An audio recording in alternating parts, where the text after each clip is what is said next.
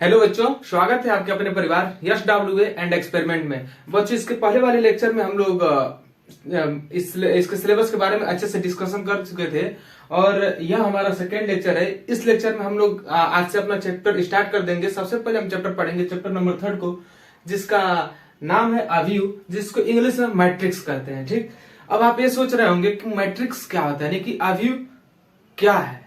तो हम आपको बता दें बाबू कि अवयव किसे कहते हैं? किसी भी संख्याओं के समूह को। ठीक है बाबू, किसी भी संख्याओं के समूह को एक आयताकार सारणी के अंदर व्यवस्थित करना ही अवयव कहलाता है। ठीक, कोई भी संख्या हो आपके पास, चाहे वास्तविक संख्या हो, चाहे आभासी यानी काल्पनिक संख्या हो, कोई भी संख्या हो, आप उसको एक आयताकार सारणी के अंदर व्यवस्थित करेंगे तो वही आपका अवयव कहलाएगा। व्यवस्थित तो आप कहीं भी कई तरीकों से कर सकते हैं। ठीक, लेकिन बाबू आपको अवयव में व्यवस्थित करने के लिए 3 चीजों का होना जरूरी है। ठीक, पहला आपको चाहिए अवयव।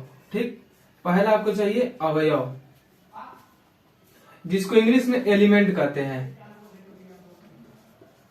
ठीक, और दूसरा चाहिए आपको स्तंभ, और तीसरा चाहिए आपको पंक्ति। ठीक, दूसरा स्तंभ, जिसको इंग्लिश में कहते हैं हम कॉलम,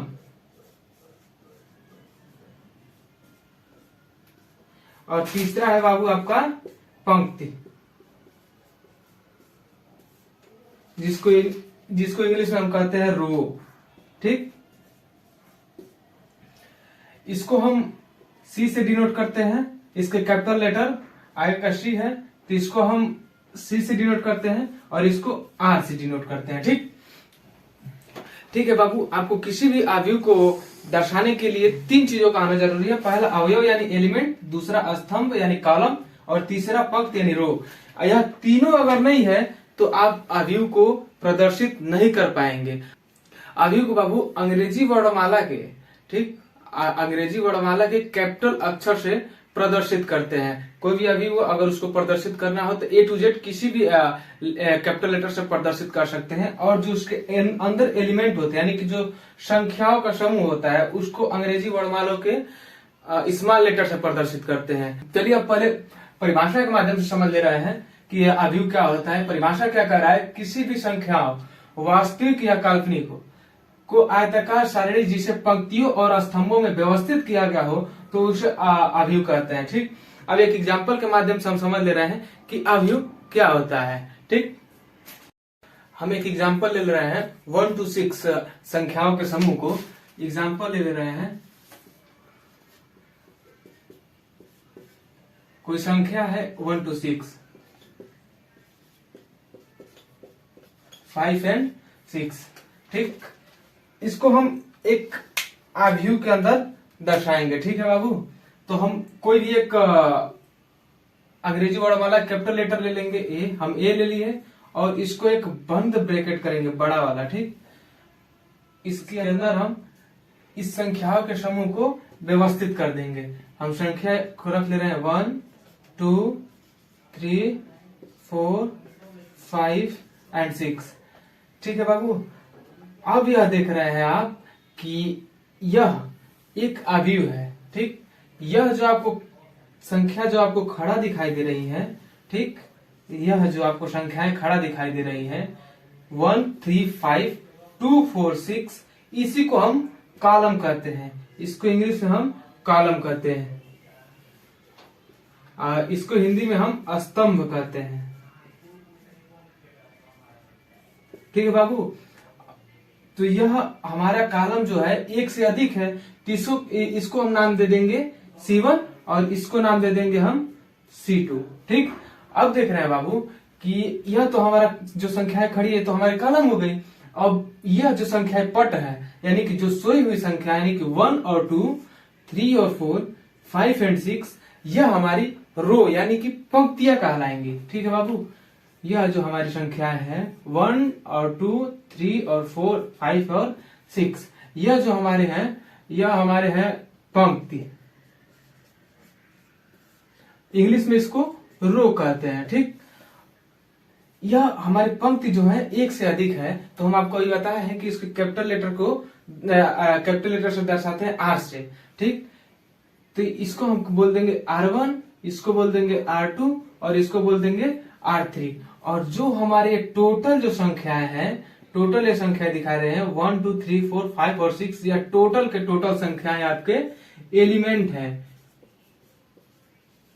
एलिमेंट यानी अवयव है। ठीक, इसी को अवयव कहते हैं। और इसको कॉलम कहते हैं, जो खड़ा हुआ संख्या है उसको हम कॉलम कहते हैं यानी कि स्तंभ कहते हैं, और जो हमारी संख्याएं सोई हुई है उसको हम पंक्ति कहते हैं। ठीक, और इसको हम स्तंभ और पंक्ति के रूप में दर्शाने के बाद से एक बड़े से ब्रैकेट को लगा देते हैं और अंग्रेजी वर्णमाला के किसी भी कैपिटल लेटर से प्रदर्शित कर देते हैं, तो वही हमारा एक आव्यूह कहलाता है। ठीक, अब यहाँ पे हम देख रहे हैं इसके कोटि क्या होते हैं। ठीक, आव्यूह के कोटि। तो बाबू हम इसके बाद पढ़ेंगे ऑर्डर ऑफ मैट्रिक्स, यानी कि आव्यूह की कोटि, यानी कि आव्यूह का जो क्रम है वो कितना है। ठीक, तो हम पढ़ेंगे अब order of matrix. Order of matrix को ज्ञात करने के लिए पहले हम जानेंगे उसमें रो की संख्या कितनी है और कॉलमों की संख्या कितनी है। ठीक है बाबू, तो हम पहले एक मैट्रिक्स लेते हैं। ठीक,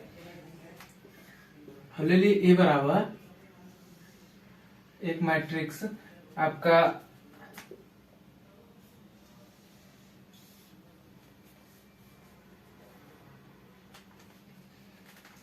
यहां हम ले लिए A11, A12, A13 और डॉट डॉट डॉट A1n। ठीक है बाबू, इसी प्रकार ये तो हमारा पहला पंक्ति हो गया। अब इसी प्रकार हम दूसरे पंक्ति के लिए लेंगे A21, A22, A23 dot dot dot A2n। ठीक है बाबू, और इसी प्रकार अब हम तीसरे पंक्ति के लिए लेंगे A31, A32, A33 dot dot dot A3n। ठीक है बाबू, अब इसी प्रकार हम यमवा पंक्ति के लिए लेंगे। ठीक, यमवा मतलब हमको पंक्ति ज्ञात नहीं है वो कौन सी पंक्ति पड़ेगी। ठीक है बाबू, तो इसी प्रकार अब हम AM1, AM2, AM3 dot dot dot AM1। ठीक है बाबू, यहाँ पर यह देख रहे हैं कि यह जो है हमारा पहला रो है A11, A12, A13 dot dot dot A1n, और इसी प्रकार यह है दूसरा पंक्ति A12, A21, A22, A23 और A2n। इसी प्रकार यह तीसरा पंक्ति है A31, A32, A33 और A3n। इसी प्रकार हमारा जो है डॉट डॉट डॉट। ठीक है, इसी प्रकार हमारा यह यमवा पंक्ति है। ठीक है बाबू, यमवा पंक्ति है, तो इसके लिए हम AM1, AM2, AM3 और AM लिख देंगे।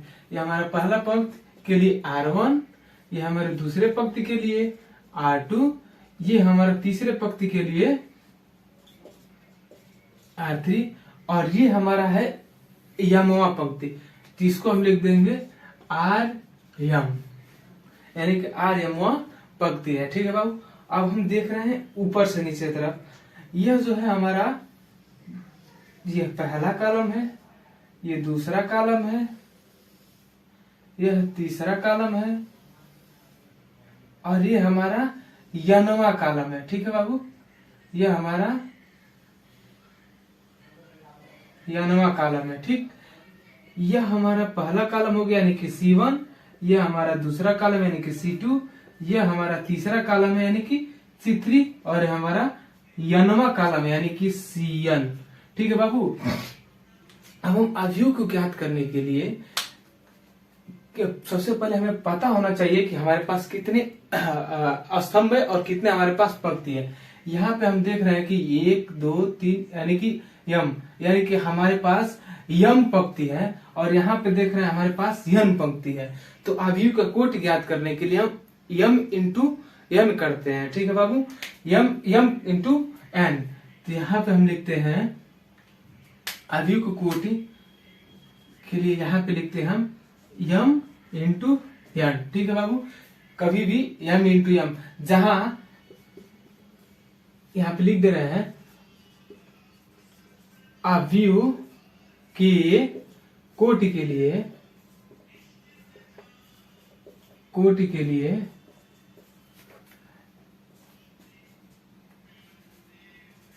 यम इंटू यन लिखते हैं। ठीक है बाबू, जहां पे हमारा जहां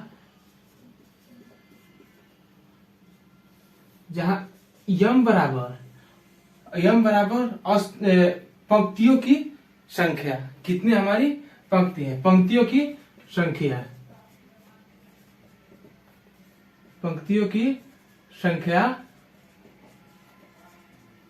और यन बराबर बाबू स्तंभों की संख्या।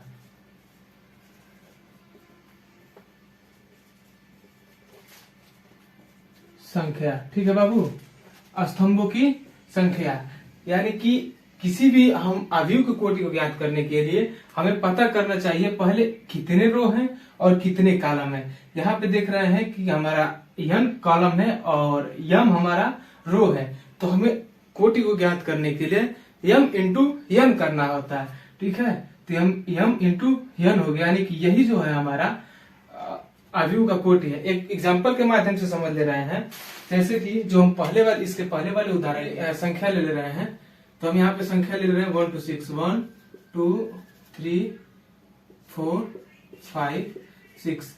इसका जो हम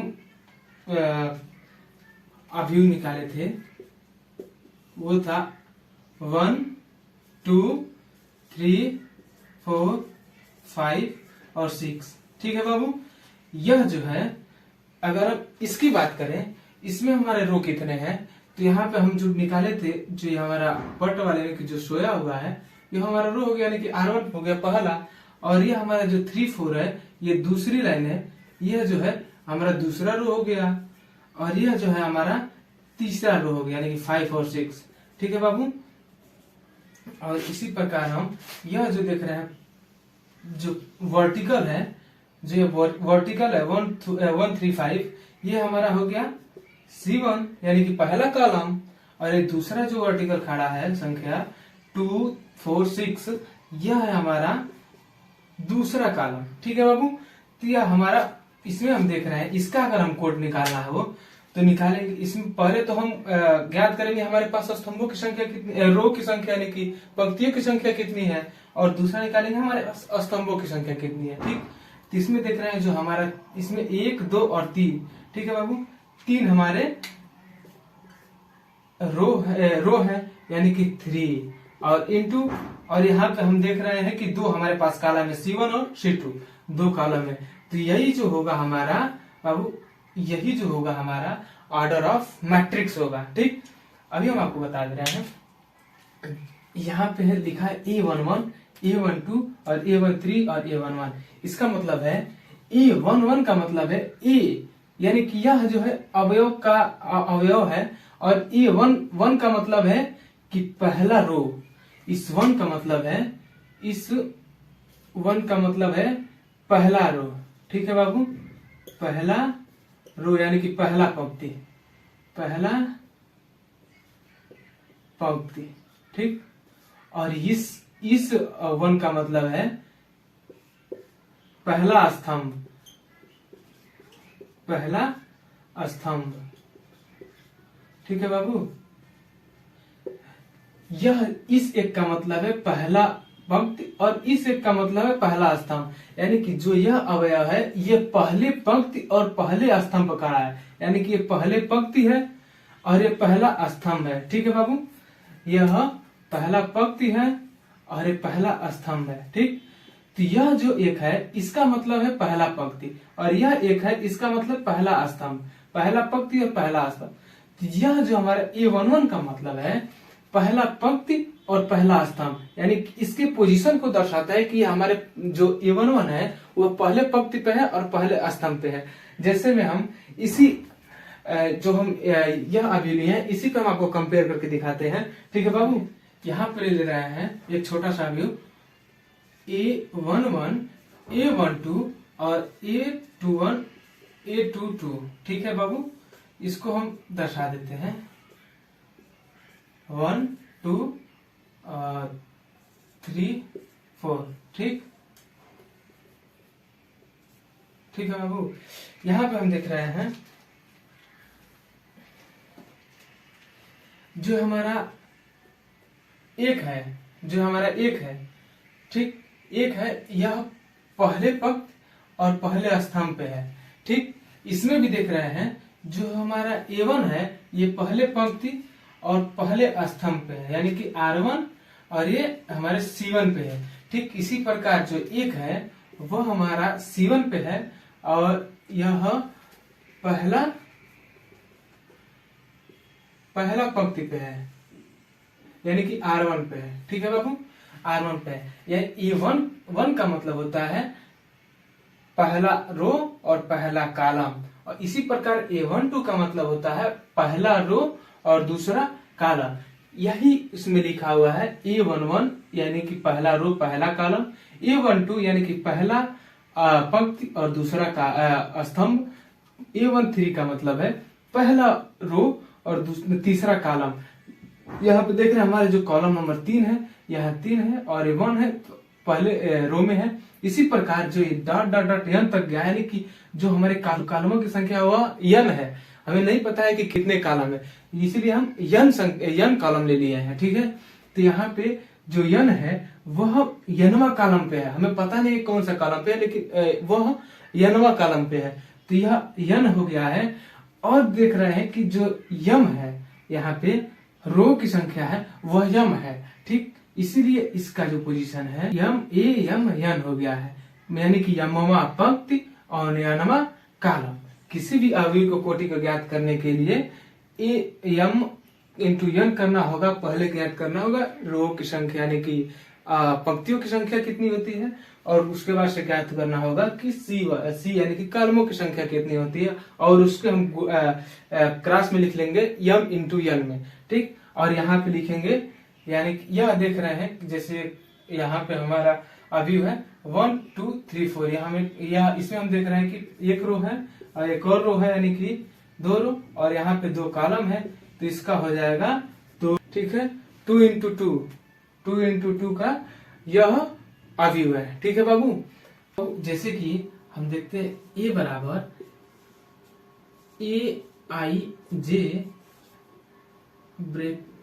Aij m इंटू n।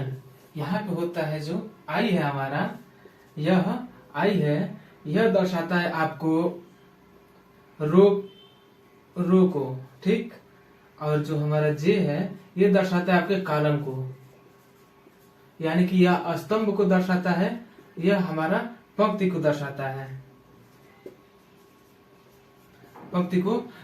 है, और जो हमारा m इंटू n है यह आपको दर्शाता है इसके कोटि को, यानी कि कितने हमारे पंक्तियों की संख्या है, और n दर्शाता है हमारे कितने हमारे स्तंभों की संख्या है। तब जाके m इंटू n होता है, और जो I है और J है, यानी कि यह दर्शाता है I का मतलब होता है कौन सा पंक्ति, और J का मतलब कौन सा कॉलम। ठीक है बाबू, यहाँ पे अगर हम ये Ij से कंपेयर करें, इससे अगर हम कंपेयर कर ले A12 से, तो I के जगह पे हमारा 1 है। ठीक है, I के जगह पे 1 है और J के जगह पे हमारा 2 है, यानी कि इसका मतलब हुआ कि पहला रो और दूसरा स्तंभ। यही हमारा Aij दर्शाता है कि उस अवयव का पोजीशन कौन सा है, मतलब किस रो और किस कॉलम में है। ठीक है बाबू, इसके आगे हम अगले लेक्चर में पढ़ेंगे। ठीक, टाइप्स ऑफ मैट्रिक्स यानी कि अवयवों के प्रकार, और उसके बाद से अपने प्रश्नावली की तरफ चलेंगे 3.1 की तरफ। ठीक है बाबू, आशा करते हैं आपको यह वीडियो बहुत पसंद आई होगी। मिलते हैं नेक्स्ट क्लास में, तब तक के लिए जय हिंद।